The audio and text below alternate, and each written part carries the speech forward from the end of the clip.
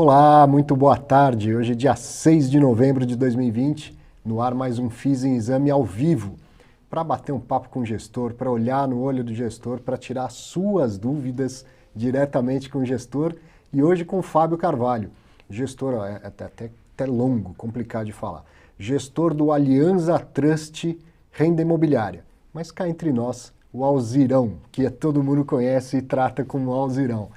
Tá aqui o Fábio para bater esse papo com a gente. Obrigado, viu, Fábio? Imagina, tudo bem? Bom estar novamente aqui. Com certeza vai ter muito assunto e muita dúvida né, que as pessoas enviam, e essa experiência tem sido muito legal, de receber as dúvidas e poder passar diretamente.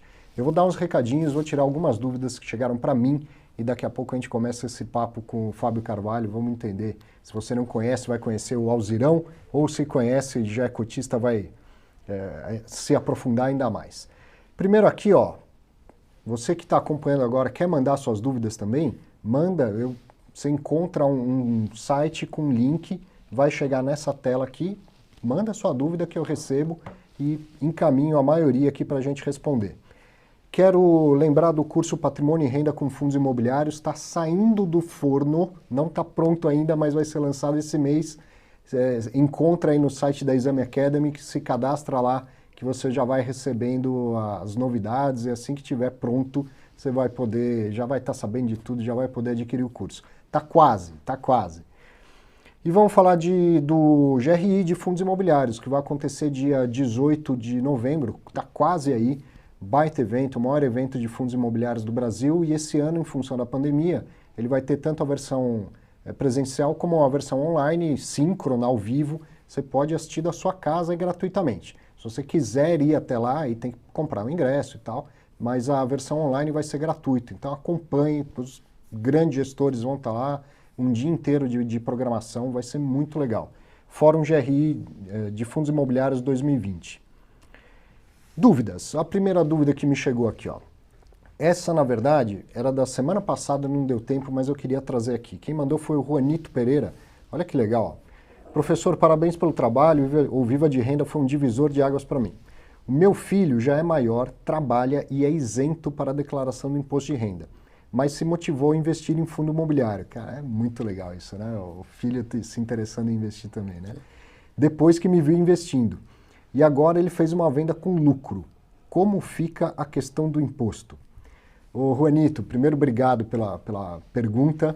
E é o seguinte, o filhão era isento de declarar imposto de renda, porque desde o momento em que ele investiu em fundo imobiliário, ele já tem que declarar. Agora, então, que ele fez uma venda com lucro, duas coisas. Primeiro é pagar o imposto de renda. Declaração a gente vai conversar lá em março e abril de 2021. Mas se ele vendeu com lucro, ele tem que pagar o imposto de renda sobre esse lucro até o último dia útil do mês seguinte ao da venda. Então a primeira coisa a fazer é recolher o DARF 6015. E no ano que vem, ele já está na hora também, já é maior de idade, está na hora de fazer a declaração de imposto de renda dele. Mesmo que a renda não seja suficiente, né, que ele não tenha obrigação por causa da renda, o fato dele fazer investimentos em bolsa o obriga a fazer a declaração dele. Então, além de começar a investir por influência do pai, agora vai começar a declarar imposto de renda também por influência do pai. Parabéns aos dois, sucesso nos investimentos. O Gautier, desculpa, possivelmente estou falando errado o seu nome, me desculpe, o Gautier Alex Freitas de Abril perguntou o seguinte: o KNRI, que é o CNEA Renda Imobiliária, pode mudar o estatuto para poder ter emissões para o mercado dos não clientes do Itaú? Com certeza pode. Qualquer regulamento de fundo imobiliário pode ser alterado, desde que em Assembleia Geral e com quórum qualificado, o que significa dizer que tem que ter voto de cotistas que representem pelo menos 25% do total de cotas. Então não é nada simples alcançar esse quórum, mas é possível. E com as assembleias que a pandemia ajudou a acelerar isso, né? As assembleias à distância, seja por carta consulta que já acontecia, mas agora já está tendo assembleia digital, mesmo online, né? Com a votação muito mais fácil de ser feita. Então é possível. Se o pessoal encarar lá, eles conseguem mudar esse regulamento. Qualquer coisa pode ser alterada, né? A sua dúvida é específica sobre o CNEA, mas poderia ser sobre qualquer item de regulamento de qualquer fundo imobiliário. Obrigado. O Bruno Fontana mandou uma comprida aqui, ó. Arthur, boa tarde. Lendo o relatório mensal do RED para o fundo HGBS, um dos ativos tem a seguinte descrição: Shopping West Plaza, 14% da carteira sendo 11% via imóvel e 3% via cotas do FII da WPLZ11, que é o West Plaza Shopping. Para efeitos de gestão, faz alguma diferença o fundo possuir cotas do FII e ser dono direto do imóvel propriamente dito? Ou em ambas as situações a autonomia é semelhante? Uma segunda observação. No relatório diz que o West Plaza é administrado e gerido pela RED, porém a empresa Aliança Sonai aparece como operadora do shopping. Qual o papel do administrador, do gestor e do operador? Não perco um programa desde a estreia do Fiz em Exame. Desejo cada vez mais sucesso para você e agradeço a oportunidade. Um abração a você e ao Fábio do Alzirão. Ó. Tá escrito lá, ó, Fábio do Alzirão. Que bom. Obrigado, Bruno. Muitas perguntas e observações boas perguntas. Boas, muito relevantes que você fez. Primeiro, ter a escritura do imóvel ou indiretamente via cota de fundo imobiliário. Muda alguma coisa? Muda, né? O fundo imobiliário West Plaza Shopping não é administrado pela RED, se não me engano. Então ela está lá como cotista, certo? Se ela fosse a administradora, talvez seja. Não era, talvez seja. Agora eu realmente me confundi. Se a RED for a administradora do fundo, aí tudo bem. Aí você pode considerar a mesma coisa. Se ela não é administradora ou gestora do fundo que ela tem cotas, então a primeira coisa que a gente tem que lembrar, ele paga a taxa de administração por isso, certo? Não paga a taxa para ter o imóvel propriamente dito e não tem total administração daquele pedaço que está dentro do fundo imobiliário. Agora, ele é um cotista relevante do fundo e consegue manter contato com a gestão, com o administrador, né? E deixar claro ali o alinhamento do que ele entende que seria uma boa gestão. Mas está de carona nessa gestão, né? Não está pilotando propriamente aquilo lá. Além disso, você pergunta sobre o papel do administrador, do gestor e do operador. O administrador, quando ele não é gestor do próprio fundo, é o caso do Alianza Trust, que é administrado pelo BTG Pactual, né? E gerido pela Alianza. Então, o administrador, ele vai cuidar mais da parte legal, burocrática e vai vigiar o gestor, né? Ele não vai opinar sobre compra e venda. O gestor é livre para tomar as decisões.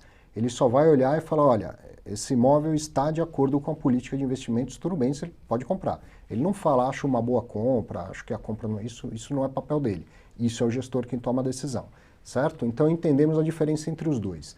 E o administrador do shopping? O shopping é o segmento mais profissionalizado do mercado imobiliário. Daqui a pouco eu pergunto se o Fábio concorda com essa minha afirmação. E geralmente o administrador do fundo imobiliário não faz diretamente a administração do shopping. Tá? Ele deixa um profissional especializado, Sonai Serra, Aliança Sonai. É uma empresa com muita tradição, muito conhecimento do mercado de shopping centers. O que o administrador vai fazer é manter um contato próximo, né, e falar, olha, acho que podia ir por aqui, por ali e tal, mas as decisões são do administrador do shopping. Pode, num evento mais raro, o administrador do fundo, que é dono de parte do empreendimento, falar com os outros sócios e falar, bom, vamos trocar o administrador desse shopping, porque acho que ele não está dando tudo que poderia dar por nós. E aí, isso poderia acontecer. Mas ele está lá contratado, recebe, inclusive, para fazer essa gestão do shopping, porque é bastante especializado. Então, é muito comum, praticamente todo shopping tem um administrador, mesmo, né, que é um profissional lá, mesmo quando o fundo é dono de 100% do shopping. Né, ele deixa uma empresa especializada fazendo a gestão do shopping, porque é um mercado muito profissionalizado. Já que ele te citou e mandou um abraço para você, Fábio, o Bruno, o que você acha? Quer complementar? Concorda? Faltou falar alguma coisa? Essa relação do administrador do fundo com o gestor do fundo? A diferença de ter a escritura ou a cota do fundo imobiliário? Eu concordo. Acho que a diferença de ter cota de um fundo, ou seja, uma propriedade indireta, e ter a matrícula direta, vamos dizer assim, que é a propriedade direta, depende um pouco da situação. Se você é um cotista pequeno de um fundo, sim, você está passivo. Se você simplesmente detém exposição ao imóvel através de um fundo, mas você é o grande cotista, é o controlador, ou tem 100% das cotas, existem alguns casos que as propriedades imobiliárias são indiretas, né, através de cotas de fundo.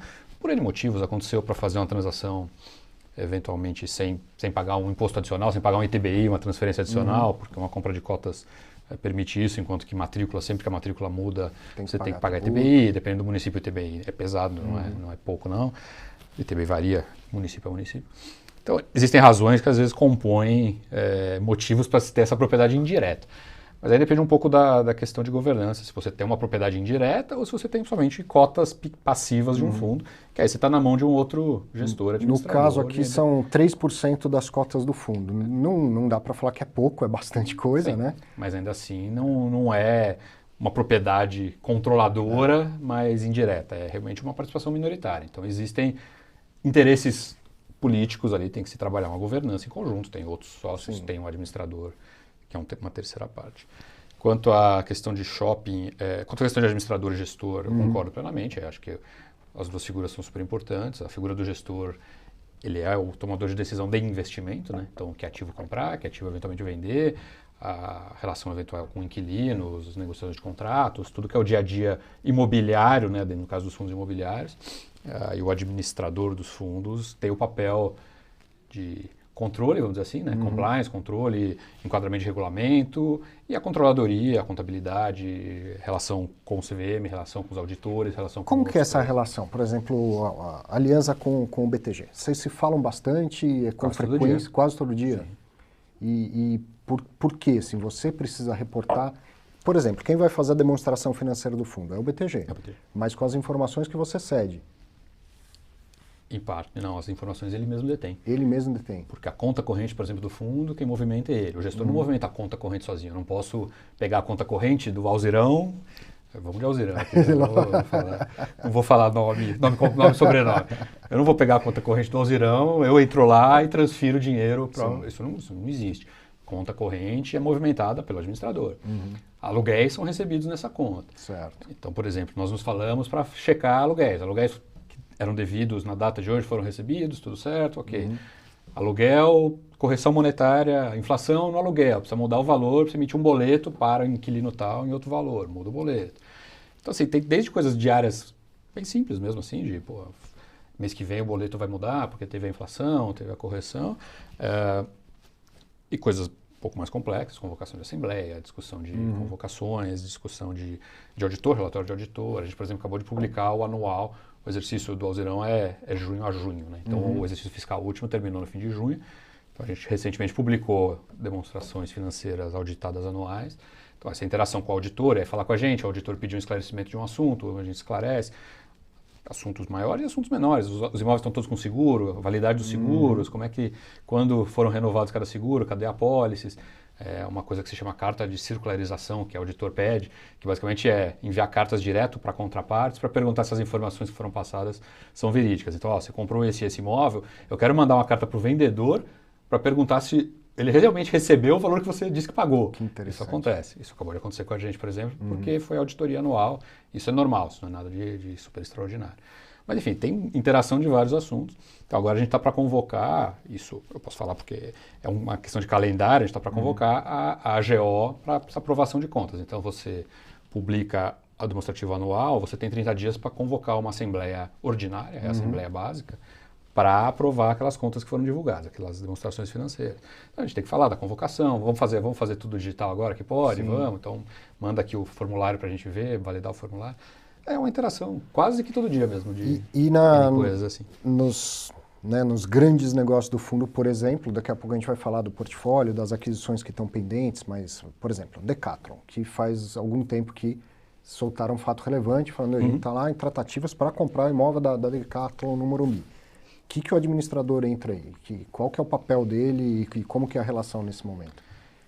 Bom, primeiro ele faz uma validação de enquadramento, né? Vamos dizer assim, a gente diz, ó, estamos querendo assinar estes documentos aqui para adquirir esse imóvel nessas condições e tal. E ele tem que dar um feedback de se aquilo é aceitável, vamos dizer assim, né? De maneira simples, você pode ou não comprar isso, porque o regulamento do fundo tem uma política de investimento, enquadramento, várias regras. Nosso fundo tem regras mais rígidas, eu diria, de tipo de contrato, prazo de contrato e N outras, crédito do inquilino, N questões, tipo de imóvel. Então, primeiro tem uma validação de enquadramento.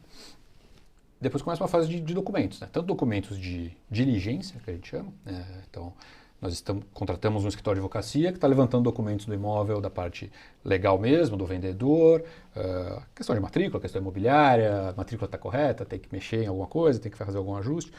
E aí todo o resto de contratação de laudo ambiental, um laudo estrutural de engenharia para verificar a situação do imóvel. Então, assim, a contratação desses laudos, depois a avaliação deles junto conosco, o administrador participa, ele fala, ó, chegou aqui o laudo de ambiental e está tudo bem, está aqui o laudo, dê uma olhada, vocês têm alguma dúvida, às vezes tem uma dúvida, a gente marca com a empresa que fez o laudo ambiental em si, para tirar dúvida quando é o caso. Isso não existe nesse caso aqui especificamente, então estou falando de maneira genérica. Que às vezes acontece de você achar que está tudo bem e tem uma discordância. Dúvida, às vezes dúvida. O laudo ambiental aqui diz que poderia ter, caso hipotético aqui no passado, tinha um posto de gasolina vizinho, então poderia ter escorregado combustível pelo terreno em algum imóvel hipotético. E aí tem que ter uma discussão com o ambiental, se aquele é um risco, o tamanho daquele risco, se deve se seguir para o que se chama fase 2 do ambiental, que é fazer uma pesquisa realmente profunda, que é cavar buraco, mandar para um laboratório o solo e fazer todo esse trabalho. Sim, isso é tudo discutido com o administrador envolvido. A gente não faz esses passos sozinhos. A gente decide, queremos este imóvel. Tá bom, o processo em si, o administrador se envolve bastante. Toda essa validação de laudo, depois os documentos. Então tá aqui, o contrato de compra e venda, esse que foi assinado com a Decathlon, por exemplo. Esse contrato foi validado pelo administrador. Então, assim, nós fizemos, junto com o escritório de advocacia contratado pelo fundo, o administrador validou. A Decathlon, no caso específico, vendedora ou qualquer vendedor de qualquer imóvel valida do lado dele, tem o advogado dele, o advogado nosso, mas o administrador se envolve também nos contratos. Por exemplo, eu não posso assinar um contrato de compra e venda, mesmo que eu já tenha validado o enquadramento do imóvel, o documento em si também, o administrador analisa. Então é uma relação bem próxima mesmo. É uma relação bem próxima, precisa ser, porque ambos têm papéis importantes, responsabilidades grandes. E é um parceiro. Sim. É um parceiro para o gestor, né? Sim. Quando uma gestora independente pensa, pô, vou lançar um fundo e tal, ele fica pensando em co-administrador, né? E não é uma relação só de valor, né? Sim. Que com certeza o preço de um é maior do que o outro e tal, mas... O preço de um é maior do que o outro, mas eu diria que a qualidade do trabalho também é bastante diferente. Tem que ser pesado aí, né? E é importante, porque realmente tem um dia a dia pesado, não é... A existência do administrador não é uma obrigação legal pura. Ela é uma obrigação legal, sim, a separação de papéis, mas ela é um trabalho intenso de dia a dia mesmo. Então, é importante que seja uma escolha bem feita, cuidadosa. Muito bom, aprendemos mais um pouco aqui. Pergunta da Silvia Souza. Como iniciar a investir no mercado de fundos imobiliários? Silvia, é muito fácil. Mecanicamente falando, pelo menos é muito fácil. O primeiro passo é ter conta numa corretora de valores. Pode ser até do seu banco, ou qualquer corretora independente, tem várias. Então o primeiro passo é isso. Mesmo que você esteja pensando, então vou fazer pela do meu banco, se você tem conta corrente, você não tem ainda a conta na corretora do banco, tá? Tem que abrir conta numa corretora. Feito isso, as cotas são negociadas na bolsa. E aí a mecânica de comprar e vender é muito simples. Por exemplo, hoje você vai conhecer aqui o Alzirão, né, o Alianza Trust, e o código de negociação dele. Aliás, por que esse apelido Alzirão? Porque o código de negociação é ALZR11. E aí o mercado fala, isso parece Alzirão. E ficou. Então, no ambiente que se chama Home Broker, você digitaria lá ALZR11, vai encontrar as cotas do Alianza Trust sendo negociadas. Ofertas de compra e venda, faz a sua oferta, comprou suas cotas, pronto, começou a investir. Essa é a parte fácil, realmente fácil, que é a mecânica. Qual que é a parte difícil? É escolher quais fundos investir. E aí eu diria que, não é tão difícil assim, e muitas coisas que podem te ajudar, por exemplo, acompanhar o FIIs em Exame. Hoje você vai conhecer não só um fundo como um gestor, que eu acho que faz toda a diferença, conhecer o gestor, né, que vai tocar aqueles investimentos por você. E não posso deixar de falar novamente do curso Patrimônio e Renda com Fundos Imobiliários, porque daí eu posso dizer e te garantir que mesmo que você não entenda nada de mercado financeiro ainda, você vai terminar o curso tranquila e confiante para tomar suas decisões de investimento, certo? Mas é fácil, é realmente fácil. Um pouquinho de dedicação e logo, logo você está tranquilo ensinando os outros a investir em fundo imobiliário. Que acontece com muita gente. Bom, uma última pergunta antes de começar, assim, oficialmente aqui a conversa com o Fábio. O Roger Faioli mandou essa aqui, ó. No caso de uma segunda onda de Covid no Brasil, como deve ser o comportamento dos fundos imobiliários? Primeiro a gente bate na mesa para torcer que isso não aconteça.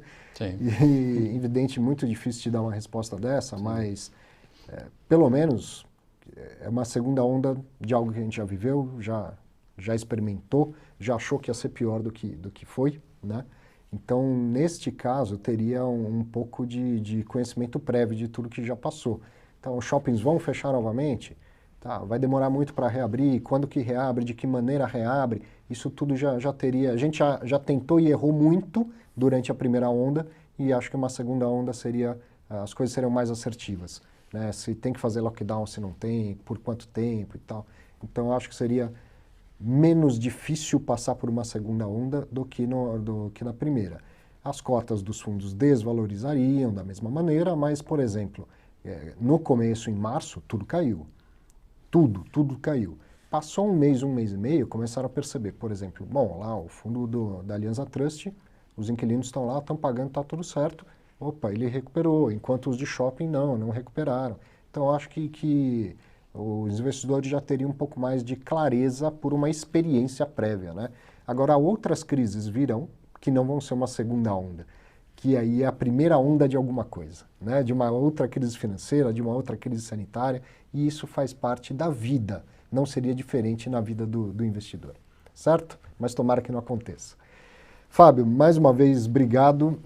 A gente já começa a conversar, porque vem perguntas e isso nos leva a um bate-papo, né? Isso aí. Mas eu queria, assim, iniciar oficialmente, pedir para você se apresentar para quem ainda não conhece e falar um pouquinho do fundo, porque daqui a pouco eu trouxe até o relatório gerencial para a gente mostrar os imóveis, falar mais do portfólio e da estratégia. Tá bom. Bom, prazer pessoal, né? O Arthur eu já conheço, já conversamos N vezes, a gente gosta muito de falar, de responder perguntas e de comunicar, né? Acho que o fundo imobiliário está muito forte, está crescendo, está tendo cada vez mais investidores, mas ainda é uma relativa novidade. E sempre com uma participação diferente do investidor, né? Sem dúvida. E as participações vão sofisticando, né? As pessoas estão aprendendo, vão aprofundando, mas ainda é uma classe de ativo nova. Então, tem pessoas que estão chegando agora, tem pessoas que já chegaram há alguns meses, mas ainda estão aprendendo. Sim. Os próprios fundos estão mudando, estão sofisticando, estão crescendo, estão vindo fundos diferentes, de tipos de ativos diferentes. Então, assim, sempre tem um assunto, né? Sempre temos coisas para conversar. Só brevemente, então, Fábio, trabalho em mercado há 26 anos Entregou, agora, praticamente. Faz tempo. Então, eu estou bem conservado, mas já estou nessa aí há bastante tempo. Eu trabalhei por muito tempo, claro, como a própria classe de fundos de ações, de fundos imobiliários é mais recente. Uhum. Na verdade, todo esse tempo aí de carreira foi em outros tipos de ativos, né, por um tempo. Então, fui gestor de fundos de ações, analista e gestor de fundos de ações por muitos anos, desde aí do meio dos anos 90. Então, já peguei muita crise, né? Estava falando de crise, de segunda onda, segunda onda de Covid, acho que você explicou bem o que pode ser, Maela, mas o que não falta é crise aí, né? Então, eu comecei a trabalhar no mercado em 95, que teve uma crise que veio de uma chacoalhada do México, que se chamou Efeito Tequila. Aquele foi meu primeiro ano de trabalho, então, em mercado, inclusive. Então, de lá para cá, não faltou crise, e acho que a coisa importante é que não vai faltar a crise, mas o importante é entender isso, né? Que o mercado é cíclico, vai ter crise, vai ter recuperação, tomar cuidado com a alocação de portfólio, tomar cuidado com ter reserva de emergência, com ter tranquilidade no momento da crise, para não vender quando deveria estar comprando e assim por diante, mas, enfim, isso aí você vai aprendendo gradualmente. Mas então todo o mercado desde 95, por muito tempo como fundos de ações e depois de meio de 2007 em diante com fundos imobiliários, com fundos de investimentos imobiliários. Em algum tempo a gente fez fundos imobiliários, a gente já fez FIPs, projetos imobiliários dentro de FIPs e não de FIIs, enfim. O mercado vem mudando, né? Naquela ali 2007, pelos primeiros anos que eu trabalhei com investimentos imobiliários, a gente fazia FIPs, porque os FIIs não podiam ter SPS, eles só podiam ter matrícula, e aí você ia fazer um projeto que tinha obra, não podia fazer a obra, você tinha que fazer um FIP com uma SPE, e depois, no futuro, com obra totalmente finalizada, passar para um FII. O mercado vai mudando, hoje em dia os FIIs já estão absorvendo, eventualmente fazer obra, já estão absorvendo, eventualmente ter financiamentos, alavancagem, né, como o mercado chama, e tudo isso vem vindo de uma sofisticação do mercado, mas eu estou nesse mercado aí do começo dele, de quando os FIIs ainda eram pouco conhecidos, pouco negociados, quase não havia FIIs, né, em 2007, 2008, listados, né. O mercado privado de FIIs para investidores profissionais já vinha crescendo, mas os FIIs negociados em bolsa, para a pessoa física realmente acessar, investir, ainda eram poucos. ali 2010, mais ou menos, que a gente teve uma janela de novos fundos vindo, investidores chegando. É isso, a Aliança é uma gestora, agora tem um pouco mais de 5 anos, então a gente está aí nesse mercado há mais ou menos esse período como Aliança, mas tanto eu como os outros sócios já fazemos isso há muito tempo, lá desse princípio, né? Meus sócios bem começaram ali em 2006, 2005, 2006, com ativos imobiliários, e passaram por grandes empresas aí do setor. E como Aliança estamos juntos há 5 anos, um pouquinho mais de 5. Né? E o Alzirão foi o primeiro fundo aberto da Aliança. Aberto, né? O primeiro fundo de renda listado na bolsa para cotistas, pessoa física, vamos dizer assim. A gente já tinha, né, no começo e tem até hoje alguns fundos de investidores profissionais. A gente tem alguns investidores estrangeiros importantes que são nossos parceiros aí em projetos imobiliários. O mercado imobiliário, na verdade, a gente fala em investimentos imobiliários, mas investimento imobiliário é uma gama extremamente ampla de tipos de investimento, de momentos até. Então, às vezes, algum imóvel que hoje está num fundo imobiliário de renda, que todo mundo conhece, em algum momento aquilo foi um terreno, aquilo foi potencialmente uma floresta ou alguma coisa que teve que ser trabalhado desde o princípio, de montar-se um terreno, fazer todo o processo ambiental, aprovações, construção daquilo, locá-lo, se ele não era um sob medida, um build-to-suit, mas buscar inquilinos para aquele ativo, seja o ativo que for. Então, os ativos imobiliários são diversos e passam por várias fases também, então por isso existem fundos imobiliários de diferentes características, né? Esse que a gente vê no dia a dia aí no mercado, negociando, eles têm muita visibilidade, mas não são os únicos. Tem muito fundo imobiliário que participa do desenvolvimento, de compra de terras, para desenvolver a terra gradualmente, para fazer outros tipos de investimentos, né? Investimento imobiliário realmente é muito amplo em tipo de ativo e em fases. Acho que o investimento que a pessoa vê negociando na bolsa são os fundos que já têm a renda, que é o que o pessoal está atrás. Mas para você chegar na renda, você teve que passar pelo desenvolvimento e todas as fases ali do ativo imobiliário. A gente conhece bastante disso, a gente já fez muito desenvolvimento que o mercado chama de greenfield, né, do zero. Compra, reforma, adaptação reformas, compra de terreno e desenvolvimento do zero, compra de ativo pronto que precisava ser reformado. Estamos hoje mesmo fazendo reforma em alguns ativos de escritórios que a gente administra.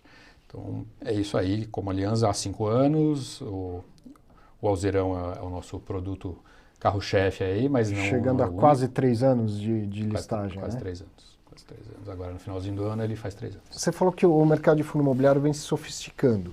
O Alzirão é um fundo híbrido. É uma sofisticação natural que o mercado está passando? Quer dizer, até pouco tempo atrás, era muito fácil falar, esse é o fundo de escritório, esse é o fundo de shopping, esse é o fundo de galpões. E agora estão começando a aparecer fundos híbridos, que fora do Brasil são muito comuns.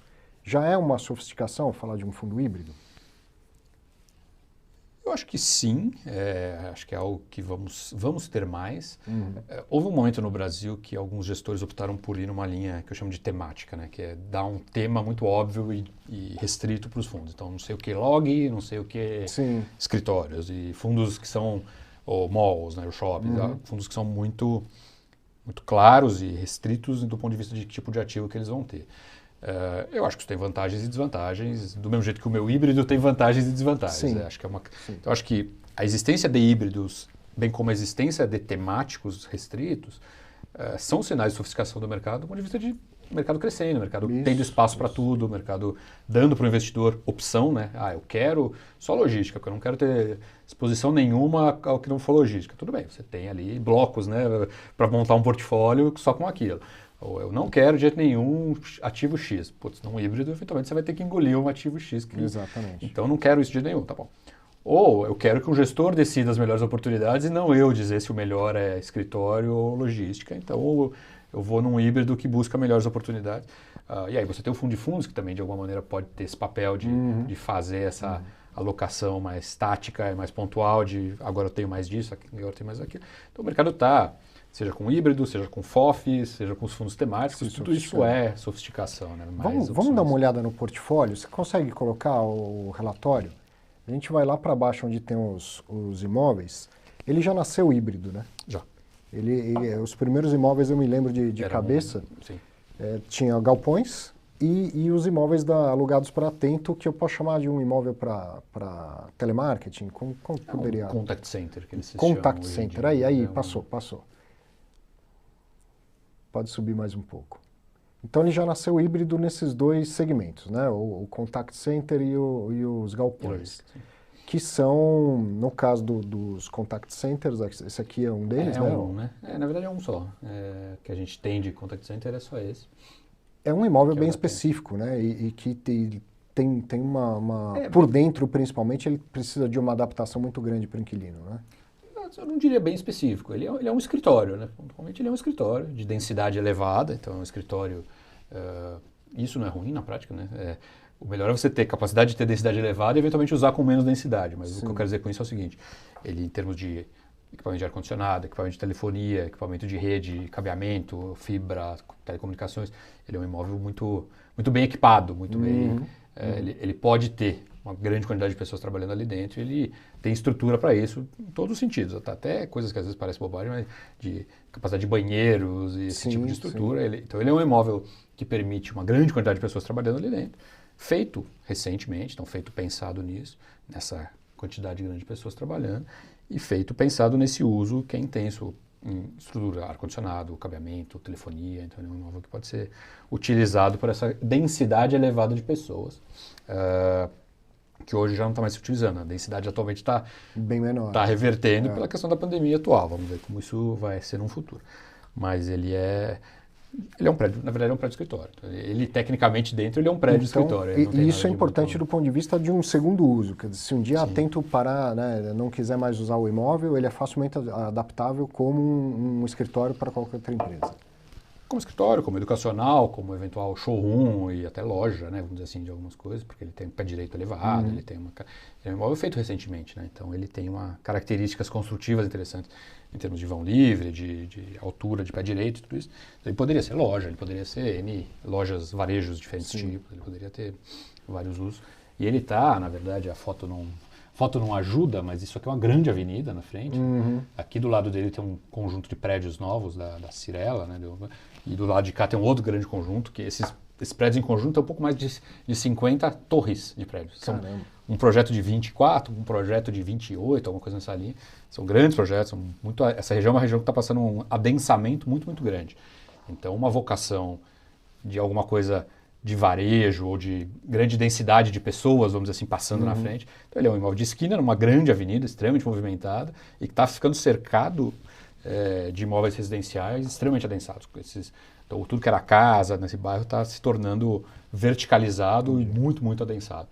Então, ele tem uma vocação para qualquer coisa que seja serviços, comercial e tal, muito interessante nesse sentido, no longo prazo. Um outro imóvel que veio da primeira emissão, vamos descendo devagarzinho, que era um galpão da Liquid. Esse aqui? Esse aí. Desde a primeira emissão. Sim. Aliás, na primeira emissão era para ter 3 imóveis. Eu lembro que teve uma estrutura muito interessante por causa de algo que você vai comentar, que é a ineficiência do caixa. Sim. Quando a gente estava falando, naquela época, a taxa de juros uns 8%, 7%, né? E agora 2%. E já que não captou tudo, na verdade, não foi nem devolvido, né? Foi cancelado uma parte da... Rejeitou, entre aspas, um pedaço. E aí, então, ficou com o valor suficiente para comprar esses 2 imóveis, né? Então, esse é um galpão de logística, mas também com uma característica um pouco mais... Ele tem características específicas do usuário. Assim, ele foi feito pelo usuário, né? Isso é um sale-leaseback, né? Que acho que é uma coisa que a gente vai falar bastante, porque muito do que a gente faz são essas operações que a gente chama de sale-leaseback, que é uma empresa tem um imóvel que ele fez para ele próprio, ou ele adquiriu para ele próprio usar, mas ao invés de ficar carregando aquilo no balanço dele, com o capital parado ali, né, na prática, você passa aquilo para um fundo, aluga do fundo, segue usando. O fundo só quer a renda e você segue usando, mas você não precisa ficar com aquele capital parado ali. Então isso foi um sale-leaseback. A Liquid é uma empresa francesa de origem, na verdade é a maior do mundo do seu setor, é uma multinacional presente em todos os países aí, praticamente do mundo. E quando ele chegou no Brasil, ele fez algumas aquisições de empresas brasileiras, né, do setor dele. E então, quando ele chegou aqui, uma das aquisições que ele fez era a empresa que fazia o mesmo tipo de produto aqui no estado de São Paulo. E esse imóvel veio junto, né? Vamos dizer assim, empresa brasileira, familiar, antiga, fazia o imóvel. Tinha no cartão sede própria, lembra disso? É uma coisa clássica, né? Eu lembro bem disso. E o estrangeiro não quer saber de mobilizar o capital. Uma grande empresa de capital aberto, com acionistas, com uma gestão profissional e moderna, vamos dizer assim, em países com um nível de taxa de juros diferente, tá? Sim. Olhar para falar, não, eu sou dono do imóvel do meu centro de distribuição, é uma coisa meio sem cabimento. Então eles engajam nesses processos de sale-leaseback. Essa transação nossa de Decathlon agora é assim, Sim, e N outras que a gente fez, então sale-leaseback é a origem de muito do que a gente faz. Então, é isso, esse imóvel, o que ele é? Ele é a logística dele para toda a Grande São Paulo, vamos dizer assim. Ele tem outros imóveis parecidos em outras regiões, mas toda a Grande São Paulo, seja São Paulo mesmo, e mais ABC, Guarulhos, enfim, tudo, ele atende daqui. Ele tem, se não me engano, são 3 fábricas no Brasil, acho que eram 3, não sei se ainda são 3, em outras regiões, acho que são 2 no interior de São Paulo e uma aí no Paraná, onde ele produz o produto. E aí para cá ele traz o produto pronto e ele basicamente deixa o produto aí dormindo aí e todo dia de manhã cedo vai entregar para os clientes finais. O produto dele é uma coisa extremamente importante, né? Oxigênio, Sim. basicamente. Ele é o maior produtor mundial de oxigênio. Eles chamam de gases industriais, né? A produção industrial de gases, que basicamente usa-se na área de saúde, né? Então, aqueles cilindros de oxigênio que você tem em hospital, clínicas, e às vezes até em residência, o pessoal que tem problema respiratório usa aqueles cilindros de oxigênio. Ele é o maior produtor do mundo desse produto. E daí ele entrega, literalmente, diariamente, todos os dias da semana, para os clientes finais dele em toda a Grande São Paulo. É um imóvel super importante para ele, seguir usando, então é um imóvel super importante, um contrato super longo, né, por isso mesmo, originalmente. Quando ele fez o seu leaseback, ele fez, mas falou, não quero sair daqui potencialmente nunca, então vamos fazer um contrato enorme, esse contrato original é de 14 anos, é um contrato, para termos brasileiros, é um contrato bem longo. 14 anos naquele formato que a gente chama de atípico, né? Que antigamente chamávamos de atípico, que é aquele contrato super forte, que ele não pode sair no meio, é um contrato de 14 anos que tem que ficar os 14 anos. Hoje ele tem mais 10 anos, mas ele tem que ser cumprido até o final. E uma coisa que a gente gosta daqui, que acho que vale comentar, é que ele é um terreno de esquina de 2 avenidas, então tem a avenida da frente, a outra ali é uma avenida também grande, importante, ela não é uma rua pequena, então ele tem um terreno de esquina, um terreno quadrado de esquina de 2 avenidas importantes dessa região de São Paulo. É uma região que está mudando, né? Se você olhar aqui na frente dele, inclusive nessa foto ainda estava em obra, né? Esse é um prédio residencial da Ivan Incorporadora, um prédio residencial de boa qualidade. A mesma incorporadora tem um outro projeto no quarteirão seguinte, um terreno que está aqui, que na foto ainda não tinha subido, mas estava lançando já. Então, essa região tem um shopping que foi feito recentemente há 2 quarteirões ali para cima, o metrô chegou ali relativamente recente. Então, é uma região que está mudando. Então, em 2030, quando esse contrato acaba, ele vai renovar? Eu não sei, eu acho que ele vai possivelmente ter interesse em renovar, porque é super importante para o business dele esse ativo.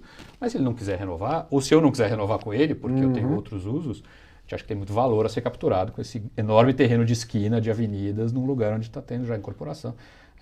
Já está tendo prédio residencial feito aí por incorporadoras de primeira linha, então é uma região que que a gente chama de um vetor de crescimento de São Paulo. E isso é, no final, um land bank extremamente bem localizado e bem constituído numa região de São Paulo. Que é o que tem que ser pensado, né? A hora que você vai fazer um investimento num imóvel, eu falo assim que imóvel é imóvel, mas não é estático, né? Todo o entorno dele vai passar por mudanças, né? E você tem que pensar nisso também antes de... Não é só o inquilino que vai ter lá, o contrato que tem lá, mas e depois disso, né? Sim. Porque a ideia é ficar com ele por A gente costuma até dizer que a gente olha tudo com num tripé, que a gente chama, né? Porque os negócios fazerem sentido, eles têm que parar no tripé. Que um deles é o inquilino, no nosso caso, inquilinos, que na nossa opinião são empresas que vão estar saudáveis e fortes no longo prazo, e são sérias, e são honestas. Uma análise de crédito, quase, vamos dizer assim. O que a gente chama da estrutura, que é o contrato enquadra no que a gente quer, está bem montado, tem garantias adicionais, para equilibrar o crédito se precisar e tudo isso. É o contrato em si, a estrutura do contrato. E o imóvel. O imóvel é um pé indispensável desse tripé aqui. A gente não quer comprar.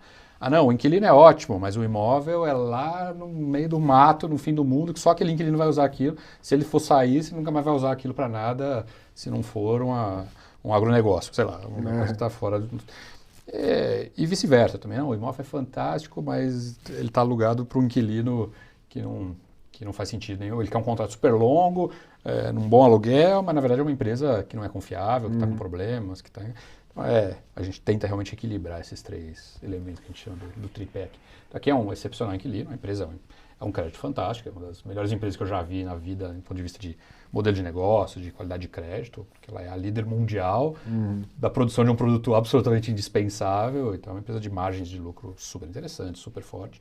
É uma fantástica empresa, mas ao mesmo tempo o imóvel é muito interessante. A gente vê nesse imóvel potencial muito grande Aí fala, mas isso não é um galpão de logística normal. Não, não é. Ele tem uma atividade diferenciada, ele guarda coisas ao ar livre. Você fala, não, parece que está caro pela área construída.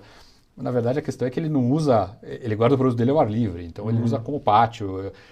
Então tem coisa que não foi construída porque ele não precisa, ele guarda o produto. Aqueles cilindros, eles são guardados ao ar livre, eles não são guardados dentro de uma construção. Então é relativamente específico para o uso dele, isso é de fato. Mas a nossa questão com o imóvel não é o que está construído ali em termos de área construída, coberta, mas realmente é o terreno, um grande terreno de muito potencial, que a gente não vai fazer nada com ele por muitos anos, porque o contrato ainda demora muito, mas que é muito interessante. Com a segunda emissão, o fundo começa a ficar mais híbrido, vem outros segmentos para dentro, né? O que vem em seguida? Na sequência do relatório, eu não tenho certeza, mas deve vir 2 ativos da BRF, que são 2 logísticas fria, né, refrigerado, que a gente chama. Então, a gente tem 2 BRF. Bauru. Que foi um programa, aquilo que eu descrevi, do sale leaseback. Então, eram imóveis da própria empresa, a gente comprou da BRF, não de um terceiro, e locou de volta para eles na hora, porque eles iam seguir usando o ativo, vão seguir usando o ativo. Então, são esses 2 ativos, eles chamam de Transit Shifting Point. Na verdade, é parecido com o que a Air Liquid usa, que é, na verdade, uma logística quase que tudo que passa por eles de um dia para o outro. Então, não é que ele fica armazenando um estoque enorme. Então, vem grandes caminhões com o produto das fábricas, coloca lá, e aí, diariamente, durante todo o dia, e o dia inteiro, pequenos caminhões, pequenos veículos levam os produtos para os clientes finais, para os supermercados e tudo o cliente final. É quase que o estoque que está lá, todo dia ele gira, né? Chega o caminhão com o produto pronto. Isso aqui eu diria que a diferença dele pro da Air Liquid que você estava falando é que por fora ele é mais parecido com um galpão comum, a diferença dele está da porta para dentro, né? Porque ele é refrigerado. Ele é refrigerado porque ele é para alimentos, né? E isso implica que se o dia que o inquilino sair, você tem que achar alguém que precise desse equipamento, refrigerado. Sim, idealmente sim.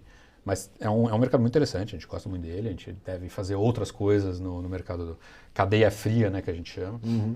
Nos Estados Unidos existem FIIs, REITs, né, americanos só de cold storage, de frio. É um negócio muito interessante, porque ainda que ele seja relativamente específico, ele é relativamente específico, mas para um tipo de produto indispensável. Você está falando de alimentos perecíveis. Então, assim, alimentos perecíveis em grandes cidades de grande densidade populacional vão sempre existir, né? Nós não vamos ter uma alteração que em breve não teremos mais necessidade de guardar alimentos na cidade de São Paulo, né, por exemplo, ou no interior do estado de São Paulo, que é o outro caso. Então, mas sim, ele é um imóvel específico para perecíveis. Do segmento de educação, não tem? Médio. Médio. Na verdade, é uma editora, né? Ele não é educação do ponto de vista de faculdade, de educação do educacional em si. Ele é uma editora. Esse é outro da Brasil Foods, que é similar, pode passar. Que é o para São Paulo, né? Ele é Guarulhos, mas basicamente é para atender a região de São Paulo. Então, olha lá, IPG. IPG não é educação, isso é um prédio-escritório. Tá? A IPG quer dizer Interpublic Group. A IPG é a maior empresa de propaganda do mundo. Certo. É uma empresa listada na Bolsa de Nova York, ela é a maior empresa holding Então, esse mundo da propaganda, normalmente tem várias empresas, até porque eles vão comprando, esse publicitário é bom, aquela outra é boa.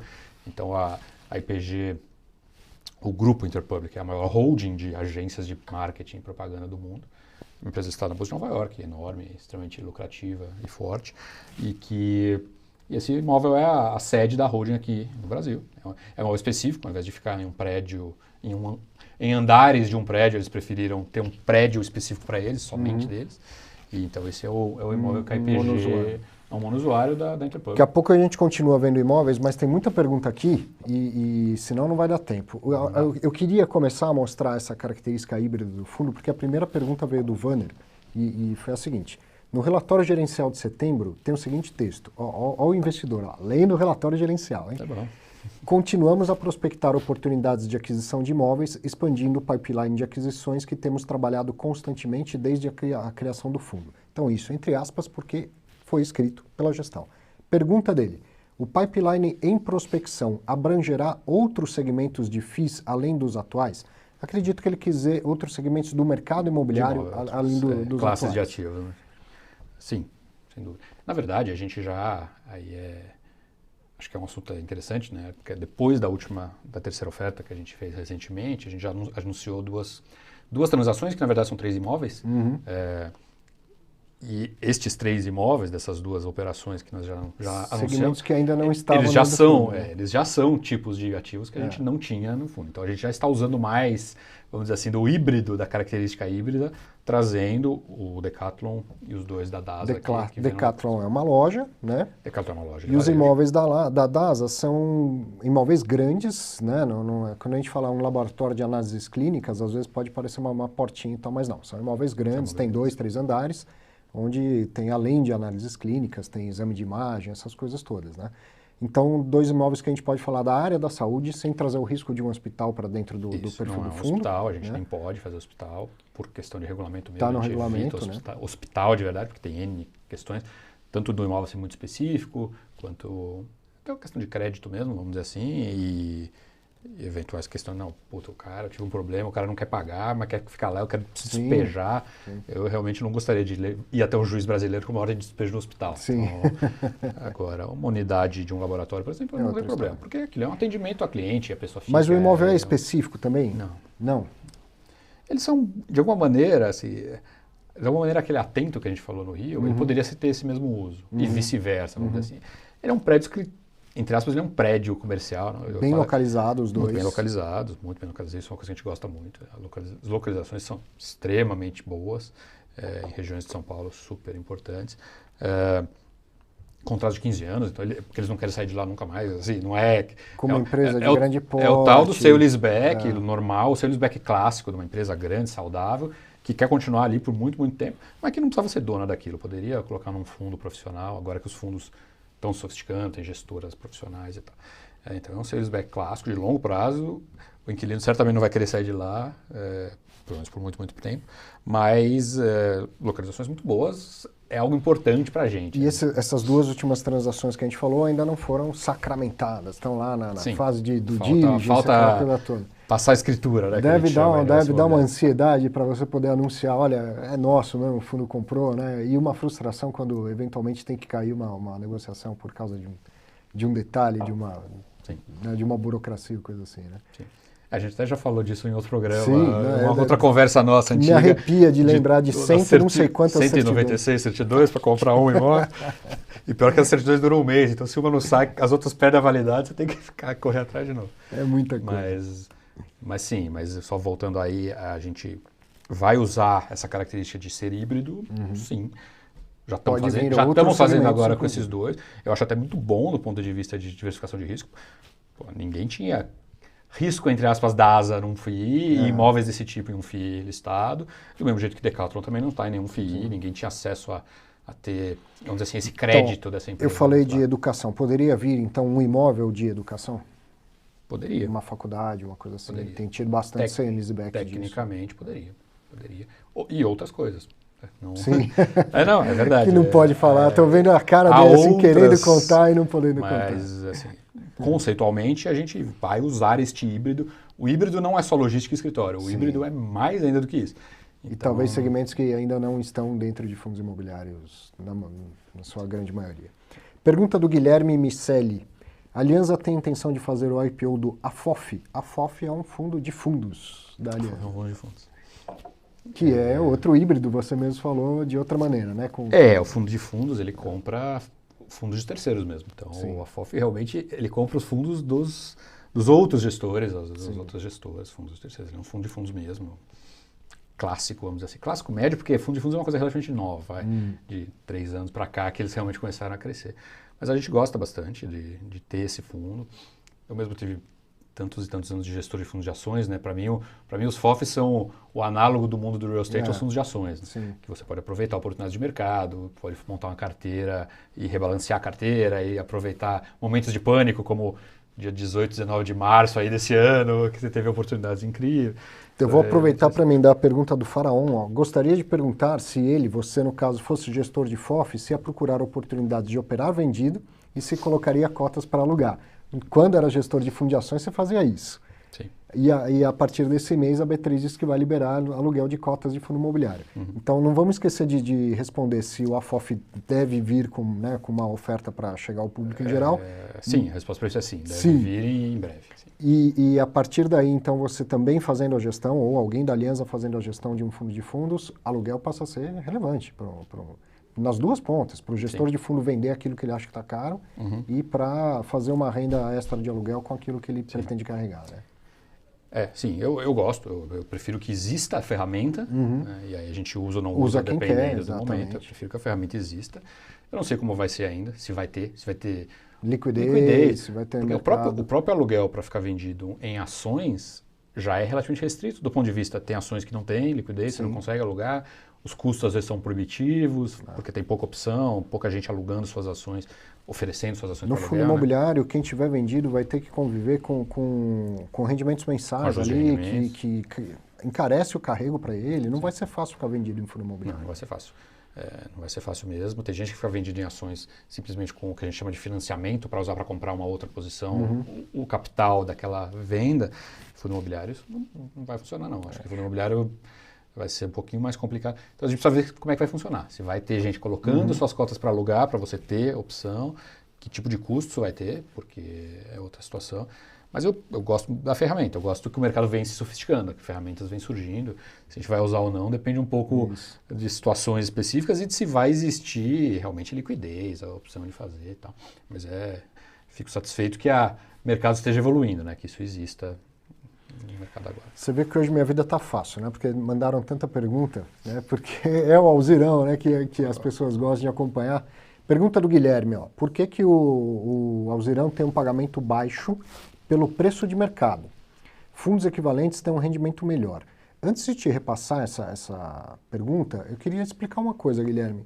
O que o Fábio faz como gestor do fundo e o que ele pode responder, não é do ponto de vista assim, do que ele não deve responder, é do que é o trabalho dele. É o rendimento que é distribuído. E aí a gente vai até mostrar daqui a pouco o histórico de distribuição de rendimento que está no relatório gerencial. Então, o que você espera do gestor? Que ele busque maximizar o retorno do lucro do fundo e minimizar os custos do fundo, para que no final das contas sobre mais lucro e esse lucro seja distribuído como rendimento. Quando você pergunta assim, tem um pagamento baixo pelo preço de mercado, o preço de mercado não está na mão do gestor. O preço de mercado está na minha mão, na sua mão, na mão de todos que negociamos as cotas dos fundos, né? Então, muitas vezes você pode olhar, eu vejo isso acontecer com frequência, o investidor fala, olha, eu não gosto de tal fundo porque a rentabilidade dele é baixa. Cara, isso não está na mão do gestor, né? Ele responde pelo rendimento que ele está distribuindo. Agora, quanto que o mercado está disposto a pagar pelas cotas e quanto aquele rendimento vai gerar de rentabilidade, deve até causar alguma reação ao gestor, quando ele acha que está mal precificado, seja para baixo, seja para cima, mas não está na sua mão, né? Não está na nossa mão, nem de ninguém, né? O valor de mercado é o mercado que dá, não é o gestor, né? O gestor tenta fazer o seu melhor trabalho dentro do seu dever fiduciário e dos objetivos do fundo definidos e tal, mas o valor da cota é função de mercado mesmo, né? Mas oferta e demanda dele, mas... Vamos mostrar no relatório, tem o histórico de rendimentos, teve uma queda de rendimento que eu acho que é importante você explicar, a questão da alocação financeira. Sim. Se puder voltar para o relatório, aí vai estar lá no começo. O histórico de rendimentos do fundo, inclusive passou bem pela crise, né? Você teve dificuldades assim dos inquilinos? Nenhuma. Esse é um ponto que eu ia colocar também, né? Como é que se precifica um ativo, né? Falando como alguém já foi gestor de fundo de ações também, você precifica um ativo, na verdade, pela expectativa de resultado gerado futura, não a desse mês daqui, exato, mas a essa futura, é passado, e o risco envolvido naquilo, ou seja, a incerteza daquela expectativa. Perfeito. Porque uma coisa também eu dizer, eu vou dar um rendimento mês que vem de, falar qualquer coisa hipoteticamente aqui, de R$1 por cota, e nos outros meses? Só que daqui a 6 meses pode ser que eu esteja com um fundo totalmente vazio, sangrando, sem inquilino e sem... Então, assim, o risco, que na verdade é potencialmente em finanças definido como a incerteza relativa aos eventos futuros, é uma coisa extremamente importante. Então, primeiro, você deve olhar um fundo baseado no que ele vai render expectativas e perspectivas de rendimentos futuros e não passados, em primeiro lugar. E segundo, passar isso por um filtro de risco, né? Que acho que é um ponto importante. Ajustar ao risco, você não deve comparar coisas não comparáveis. Né? Exatamente. Até quando ele fala na pergunta, ele falou, não, a rentabilidade está menor do que fundos iguais, ou alguma coisa nessa linha, equivalente. O que é um fundo equivalente? Né? Você toma muito cuidado com essa equivalência. Ainda mais quando a gente fala de um híbrido. Sim. Você arriscaria falar o que é um fundo equivalente ao Alzirão? Se não quiser responder, não tem problema, mas... Eu prefiro não responder, mas eu diria que tem muito poucos, né? Tem talvez 3 ou 4 no mercado, que são híbridos e com algum tamanho, com algum volume, e que tem uma perspectiva parecida. Mas são equivalentes do ponto de vista de mandato híbrido. Certo. Agora, os ativos são totalmente diferentes. O momento de vida do fundo, o ciclo do fundo, o nível de crédito ou de risco, vamos dizer assim, né, dos inquilinos, a situação e tal. Vamos comentar o rendimento? Ele vinha numa toada de rendimentos. Primeiro, ele varia bastante o rendimento. Isso tem a ver com as alocações de caixa, a segunda e terceira emissão próxima? Na verdade, ele não varia, né? Ele não deveria variar nada se você tivesse totalmente alocado. O que acontece é que, na verdade, você está pegando ali um momento que foi logo no final da segunda emissão. Tá? Então, por coincidência, você está pegando a terceira emissão e o momento da segunda ali, vai pelo momento que a gente está, né? Então, aquilo ali, o comecinho, é exatamente a segunda emissão, quando aconteceu. E aí o que aconteceu Emite cotas, entra dinheiro no fundo, o dinheiro vai para uma aplicação financeira. A aplicação financeira rende muito menos do que rendem os contratos de locação. Ainda bem. Ainda bem, por isso que temos um mercado e um produto interessante, exatamente. E ainda tem uma questão tributária, o caixa do fundo é tributado, como se ele fosse uma pessoa jurídica, uma tributação bastante, penaliza bastante. Então aquilo ali, a foto ali é exatamente o momento pós-segunda oferta. Então, que o rendimento por cota caiu um pouco porque entrou um tanto de caixa novo. Por outro lado, em termos de risco, a gente diversificou o portfólio, comprou novos ativos diferentes, contratos novos, com inquilinos mais liquidez legais, no fundo. O fundo ganhou liquidez e tudo isso. E aí a gente comprou os imóveis, né? Comprou os imóveis, aí o rendimento voltou para um patamar de 0,60 ali por cota, que isso significa uma alocação quase total daquela oferta. O dinheiro sai da aplicação financeira que está rendendo pouco, vai para o imóvel que vai render mais e isso leva o retorno mais para cima. Então aí a gente estava vindo aqui, e aqui ainda faltava alocar um pouco do recurso da segunda oferta ainda, que a gente no final do ano passado não alocou, o mercado ficou muito aquecido, os preços, na nossa visão, ficaram um pouco ruins, a gente não gosta muito de pagar caro pelas coisas, a gente prefere eventualmente ficar um pouco... Não é o ideal, mas... Entra menos, mas está entrando dinheiro. Eu prefiro ficar 2 ou 3 meses a mais com dinheiro em caixa do que fazer uma aquisição equivocada só para alocar... No final do ano passado, a gente tinha ainda um pouco de caixa, como tem ainda, vinha aqui nesse período todo, mas o mercado ficou muito líquido, muito aquecido, então os preços começaram a ficar ruins. Então o caixa adicional da segunda oferta sobrou um pouco de caixa no fundo, não um absurdo, mas sobrou um pouco. E aqui a gente acabou de fazer uma terceira oferta, né? Então, ela acabou de... Só que esse último movimento é exatamente o momento da terceira oferta entrando. Agora a gente está falando de mais ou menos uns 200 milhões em caixa, não é isso? 220. 220 milhões, que se der tudo certo com Decathlon e DASA, isso cai para uns 60 milhões. Sim. Então, essas duas operações, se sacramentadas, já deveriam levar o rendimento um pouco acima. Elas já vão levar o rendimento significativamente, porque são alocações grandes, não são pequenas. Ou seja, como você falou agora há pouco, você analisa um fundo olhando para frente, não para trás. Essa é uma maneira de olhar para frente. Não só essa, mas todos os rendimentos históricos são históricos, é para entender como é que os contratos se comportam. Uma coisa interessante também é ver que, a partir do momento que foi alocado, o rendimento é extremamente estável. Inclusive, pandemia, não pandemia, nada aconteceu aqui ao longo de todo o ano. O que acontece normalmente é isso, eu estou com caixa porque eu fiz oferta. Bom, o caixa estava aplicado no CDI a 2% ao ano, tributado a 34% sobre o resultado, ou seja, rendendo praticamente nada, enquanto um contrato de locação que eu estou negociando vai me render 8% ao ano, 8,5% ao ano. Então, o rendimento do contrato de locação e do caixa é muito diferente hoje em dia. Até porque o CDI está o CDI imediato, né, de curtíssimo prazo, ele está muito, muito baixo. Então, a rentabilidade do caixa é quase zero hoje em dia, do que está em caixa. Então, momentos posteriores à oferta realmente geram esse efeito. Se eu considerar que dando tudo certo com DASA e Decathlon, tem uns 60 milhões em caixa, já tem coisa à vista aí para alocar esses 60 milhões? coisa à vista tem tanto para isso quanto para mais. Até, assim, tem muitas negociações, muitas coisas caminhando. A gente está bastante animado e bastante convicto então, de que vou aproveitar, fará ótimas alocações. A gente tem segundos aqui, segundos. A conversa está tão boa que não vai dar nem para passar todas as perguntas. Mas o Danilo, nosso analista, o Danilo Barbosa, tinha feito uma pergunta que tem muito a ver com isso. Então. Se tem mais emissões à vista, né? Você fala, bom, eu tenho mais negócio do que eu tenho de 60 milhões em caixa, então teria a possibilidade de fazer uma nova emissão, ainda mais pelo fato do fundo ter sido negociado 25% acima do seu valor patrimonial. Faz sentido, pelo momento de mercado, faz sentido fazer uma emissão e teria alocação se você fizesse uma nova emissão agora? A emissão será feita se houverem os ativos, vamos dizer assim, realmente ativos que façam muito sentido, bem encaminhados, que tenham uma alta chance de realmente serem concluídas, né, as transações. Então, assim, não dá para prever. Haverá uma nova emissão em algum momento no futuro, mas esse futuro é exatamente quando é muito difícil de prever, depende da evolução de pipeline. Pipeline são as transações, né? Estamos falando de falar as terminologias em inglês. Eu pego no pé mesmo. O tipo do... Porque eu falo o seguinte, Fábio, a gente tem 1 milhão de investidores, está feliz com isso, mas a gente quer ter muito mais. Então, a gente tem que procurar usar um termo que não fica só na Faria Lima, né? Que o Brasil inteiro entenda. Exatamente. Então, a emissão depende da evolução dessa conjunto de ativos que a gente está prospectando, negociando e andando com as operações. A gente está muito animado, mas não dá para cravar nada. E a gente não faria uma emissão simplesmente pelo preço da cota. Não, o preço da cota está acima do valor patrimonial, emite. Não é por aí, a gente na verdade até já tem bastante caixa, e o caixa tem esse tipo de efeito, né, que a gente estava mostrando aqui nos rendimentos. Então, para a gente, a emissão é só realmente com ativo pronto para comprar, ativo muito interessante. Então, não vamos emitir por emitir. Para terminar, o Milton Gomes Filho mandou a seguinte pergunta, que acho que em grande maioria já foi até respondida ao longo da conversa, Milton. Tenho lido que um problema do fundo é que boa parte dos imóveis são antigos.